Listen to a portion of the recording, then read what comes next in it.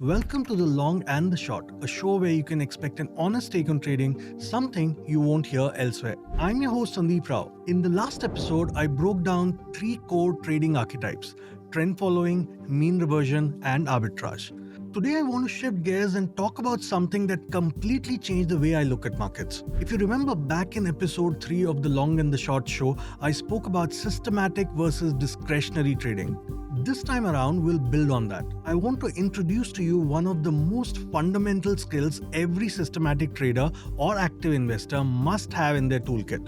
We are talking about backtesting. We'll start with the basics of historical data, then understand the concept of backtesting, look at some key metrics and their meaning, and finally look at a sample backtest across Nifty and gold to get a better understanding of what backtesting is all about.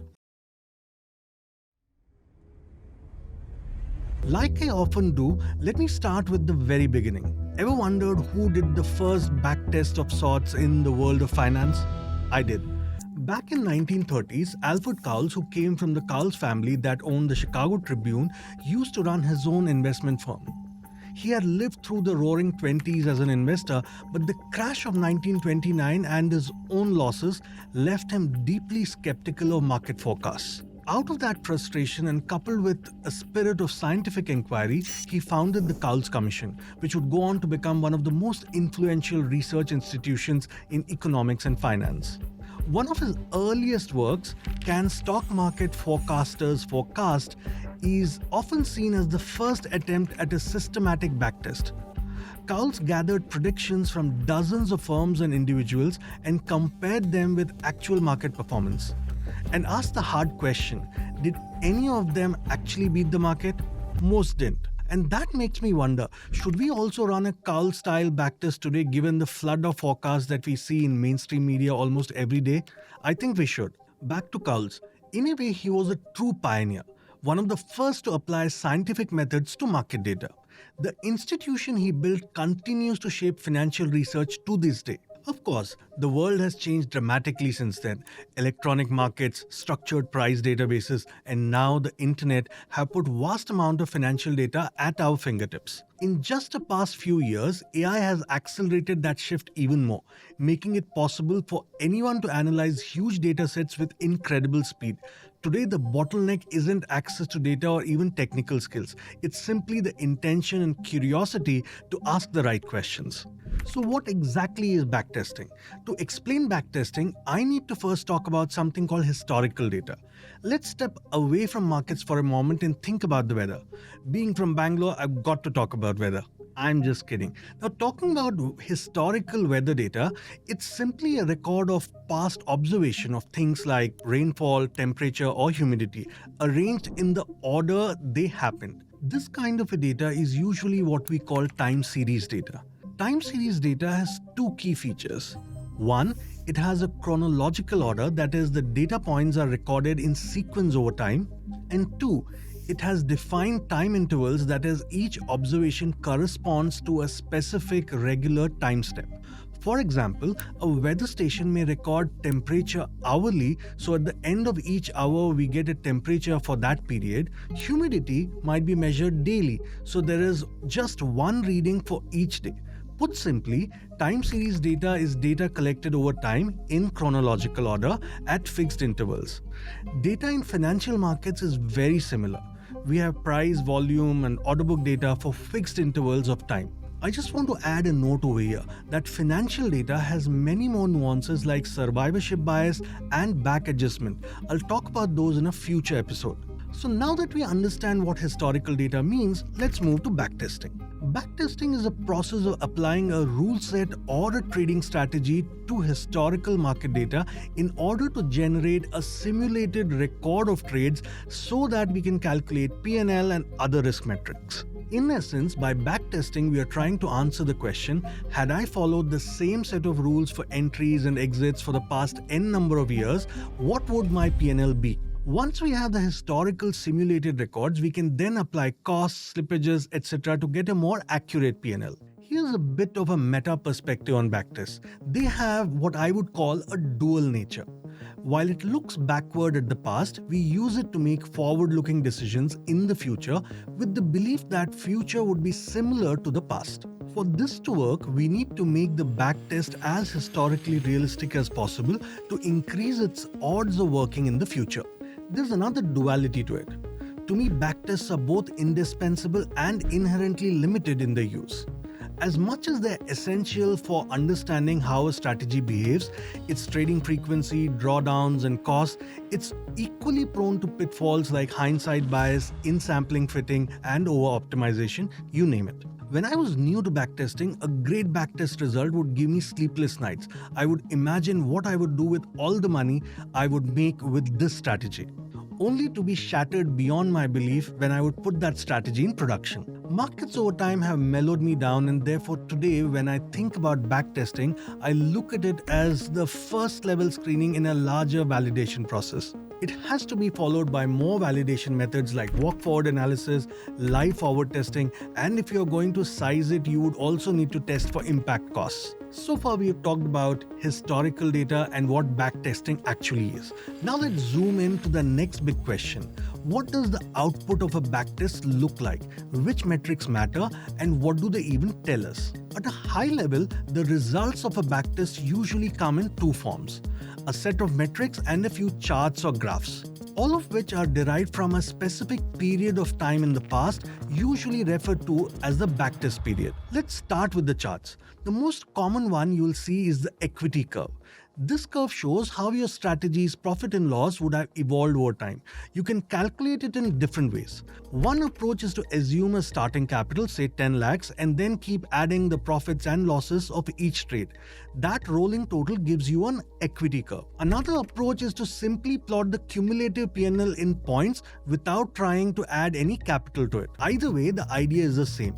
The equity curve is your visual story of how the strategy performed as time moved forward. Sometimes you'll also see a comparison chart where the equity curve is plotted alongside the underlying market's price. That way, you can quickly compare your strategy against a simple buy and hold approach. Equity curve is kind of a backbone of any backtest report, but along with it, there's another chart that's just as important, maybe even more, as it helps us understand the risk in the strategy. That's the drawdown chart. Now, what exactly is a drawdown? I have a detailed explanation of what a drawdown is in the key metrics video. Do watch it if you are new to it. In simple terms, a drawdown measures how much the equity curve falls from its previous peak. Think of it like this: if your strategy hits a high point and then drops before climbing again, that dip is the drawdown. The drawdown chart usually sits below the equity curve. While the equity curve shows you the journey of the profits building up, the drawdown chart shows you the valleys along the way, how deep they were and how long it took for it to climb back out. For example, suppose your equity curve peaks at 12 lakhs and then falls to 10 lakhs before recovering. That's a 2 lakh drawdown, or about 16.7%. The chart would clearly mark this dip, helping you see not just the end result, but the pain you would have felt during this journey. This matters because two strategies can have very similar equity curves in the long run, but one might get there smoothly while other takes you on a roller coaster ride. The drawdown chart is your reality check. It shows you the risk you would have to live through to earn those returns. So we've covered the equity curve and the drawdown chart, the big picture visuals of a backtest. But while these charts are useful, it's equally important to zoom in and look at the P&L at a more granular level. That's where yearly and monthly P&L breakdowns come in. Why does it matter? Because strategies don't deliver smooth returns every single month or year. But life, that has to be lived one day at a time. A strategy might look great overall, but if most of its profits are coming from just 1 or 2 years, that's an absolute red flag. You wouldn't want to trade that. Likewise, what if you notice that every January the strategy bleeds and makes it back by March? Now that's something you would want to know. Maybe there's something to it. You would want to know all such things before you put real money to the strategy. By laying out performance year by year and month by month, you can spot 3 things. Consistency, that is the strategy profitable across most of the years and most of the months? Second is seasonality. Does it tend to do better in certain months or quarters? And third is resilience. How does it hold up during tough market phases when there's a crash or a sideways grind? This kind of a granular view gives you a feel of whether the strategy is reliable or whether its long-term equity curve is masking periods of serious underperformance. So far, we've looked at the big picture charts, the equity curve and drawdowns, and then drilled down into yearly and monthly P&L to check consistency. But there's another layer of insight that often gets overlooked. If your strategy takes both long and short trades, it's usually better to separate the two and analyze them as if they were two different strategies. Why? Because the behavior of long and shorts can be very different. A strategy might make most of its gains on the long side but give back a lot of it in shorts, or vice versa. By splitting them out, you can compare the same metrics, equity curves, drawdowns, win rates, average P&L, but this time side by side for longs and shorts. This not only helps you understand where the edge is really coming from, but also whether the weaker side is worth keeping at all. Sometimes running only the long trades or the shorts can deliver a cleaner, more consistent performance than trying to do both. You'll see that in the example I would share towards the end. Treating longs and shorts as separate mini strategies gives you a cleaner picture of the strengths and the weaknesses and ultimately makes your overall system design way more robust. That brings us to the set of must-have metrics, the numbers you must check when evaluating a strategy. Fair warning, if you are new to Backtest, this section may seem overwhelming. Treat this content as a framework or a structure and do your individual research on each of these metrics to get a better idea of each of them. Let's walk through the select ones. The first is total P&L, which is the overall profit or loss across the full test period. It tells you whether the strategy made or lost money, but on its own it doesn't say anything about risk or consistency. Next, we have win rate, that is the percentage of trades that ended up profitable. A higher win rate feels good, but it doesn't guarantee success. What matters is the balance between average wins and average losses. But I must say, lower win rates are psychologically quite tough. Then we have total trades, that is the number of trades taken. More trades generally mean more reliable statistics, while very few trades can make the results less trustworthy. It also gives us a broad sense of the cost. Fewer trades often means lower transaction costs, while higher turnover strategies may see their edge eaten up by brokerage, transaction costs, and slippage. Next, we have average P&L per trade, that is the mean profit or loss per trade. This helps you judge whether the strategy's edge is big enough to survive costs and slippages. Then we have the average win and average loss. These show the typical size of the winning versus losing trades. A system can succeed with a low win rate if its average win is much larger than the average loss, a concept that I touched upon in the trading versus gambling episode. Next, we have max drawdown or max DD, the largest peak to trough loss during the test. It's a key measure telling you how much pain you would have had to endure, and in reality, it's always better to consider 2x of this number. Then it's also important to see the duration of max drawdown, not just how deep the drawdown was, but how long it lasted. Waiting years to get back to break-even can be just as hard as taking the loss itself. The next is median return, the middle return of all trades. Half the trades made more, half made less. This median is useful when your results are heavily skewed by outliers, like one giant winning or losing trade. The average or mean P&L is better when you want to understand the overall magnitude of profitability, especially if the distribution of the trades is more balanced. Then it's important to see the ratio of return to max drawdown. It shows you how much return you got for each unit of drawdown or risk that you took. Higher the number, the better.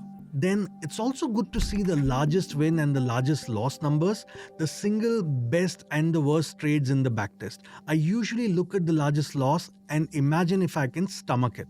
Next is expectancy, the average amount you can expect to win or lose per trade, factoring in both win rate and win-loss sizes. For example, an expectancy of 1 means that on an average, every trade adds 1 unit of profit, say 1 point or 1000 rupees.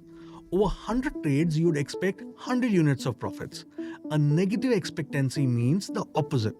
Each trade loses money on an average. So your expectancy has got to be positive. Then we have winning streak or losing streak, that is the longest consecutive wins or losses. It's important from a psychological perspective because you need to understand if you can sit through, let's say, 15 or 20 back-to-back losses in the system. Lastly, the metric we should all care about, the Sharpe ratio. I spoke about it at length in the episode on Is Trading Worth It? Sharpe is a metric that tells a standardized risk-adjusted return. It compares the average return to the volatility of the returns. Higher Sharpe means better reward for the risk taken. For example, a Sharpe of 1 means the strategy's average return is equal to its volatility. In practical terms, for every unit of risk you take, you are getting 1 unit of return. A Sharpe of 2 or above is considered strong, while below 1 often suggests the risk may outweigh the reward. Together, these metrics give you a 360-degree view of profitability, risk, consistency, and resilience. Charts show the story visually, but these numbers help you measure all of it precisely. We've covered a lot of ground today, from historical data all the way to key metrics that we must consider in a backtest. Now I will put it all together in 2 examples. I'll take a simple strategy, let's call it a 3x5 or 3x5 EMA crossover applied to the daily OHLC data of Nifty spot and gold futures. Here's a disclaimer. This is just an illustration and by no means a recommendation to trade. The sample backtest is pre-costs and taxes. The entry rule is to go long when the 3-period EMA closes above the 5-period EMA and exit long and enter short when the 3-period EMA closes below the 5-period EMA. The strategy has no stop losses. It's a stop and reverse strategy. Let's start with the stats on Nifty. This is a Nifty long-short strategy. That means we take both long and short trades. The test period of it is close to 10 years, which is from 2015 to 2025. We will first start with the equity curve. As you can see, while the equity curve is uptrending, it's not particularly smooth, and that's evident even in the drawdown chart. Late 2021 and late 2024 seems to be particularly painful. Still, in all, the strategy has made close to 9,000 points while experiencing close to 3,500 points worth of drawdown. And this is the use of the equity chart and the drawdown chart because you can easily eyeball these numbers. But just this info is not enough to inspire enough confidence for you to trade this strategy. You would need to know more granular info. This is where year and month-wise P&L helps. As you can see, 2016, 2019 and 2021 were particularly bad. The blanks that you see are because there are no trades that closed in that month. For instance, 2023 December may have had a trade that continued all the way till January 2024. This view also helps us spot specific periods or events. For instance, you can look at March 2020 or June 2024, which was an election month and it had a considerable effect on the P&L. Now let's move to the list of metrics to get an even better picture of the strategy performance.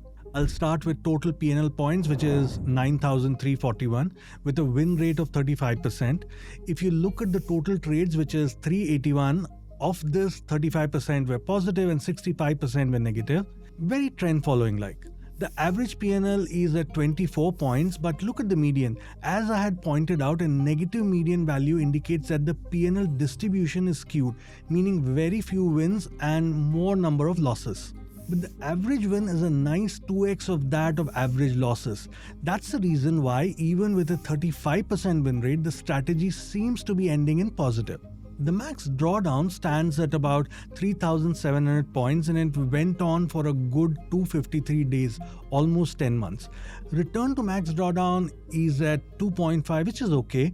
The largest win is 3,400 points and the largest loss is at 1,380 points, which again is good. Had it been inverse of what we see over here, it would have been a red flag for me. Then we have expectancy, which means for every trade we take on an average, we make close to 24 points. Next is winning and losing streak. Yes, the losing streak is scary, 16 days of back-to-back losses. I think it's a bit too much. The Sharpe is just about okay, 1.2, which means for each unit of risk, we make 0.2 more. All in all, okay, nothing extraordinary if I have to look at this strategy. What you just saw was both long and short. Now let's look at the metrics only for the long side. That is, we only take the long trades and don't trade the short side at all. Here's how the equity curve for it would look like. Relatively smoother compared to the long and short version, right? Even the drawdown is much lesser. Now let's look at the year and month-wise P&L. While the long plus short version had 3 years of losses, the long only version has losses only for the year 2016. Let's check the other metrics now for the long only version. We see a positive change in win rates, it's gone up, so has average P&L, massive reduction in max drawdown stats, considerable increase in expectancy and Sharpe as well. So what's evident here is that the short side was a drag. If you look at the total points on the short side, it's minus 3,700. Which is why removing the short side improved the trading system considerably. I guess now you're able to see the value in separating the metrics for both long and the short sides. Let's now move to gold and see what's the scene over there. Here's the equity curve and the drawdown chart for gold, and the story seems to be similar to that of Nifty. Shorts are a drag, and if we take only longs, the performance seems to be improving. I don't see a sense in even looking at the long plus short yearly monthly performance. Let's jump straight to the long only yearly and monthly performance chart. Not bad again, except for 2015 and 2021, rest of the years are in green. Moving to other metrics, again a considerable improvement in all the key metrics if we take the shorts out. Talking of Nifty and gold, in one of the episodes I would love to show you a correlation of both the equity curves. That should be interesting. Anyways, let's move on. We just saw how a backtest looks and how to make sense of its metrics. But here's the thing. They say there's never a bad backtest, and hence I want to draw your attention to the issues with backtests. First is, a backtest only tells us what happened in the past. There is obviously no guarantee that the future would be similar. 2. Before deploying capital, it's important to test a strategy with specific allocation assumptions. 3. You would also have to maintain a cash buffer to accommodate mark-to-market losses, and that buffer is a drag on your returns. 4. Talking about the cash buffer, the extent to which we need cash for a strategy is itself a major factor in determining the opportunity cost of the strategy. 5. A psychological point. Backtest is a backtest. It's a simulation. And when you are in a simulator, you don't feel bad when you crash. In live trading, that emotional impact is real, and it can change the way you behave. It's important to understand the difference. Lastly, some of what I shared today are ideas borrowed from these two fantastic books, and here they are.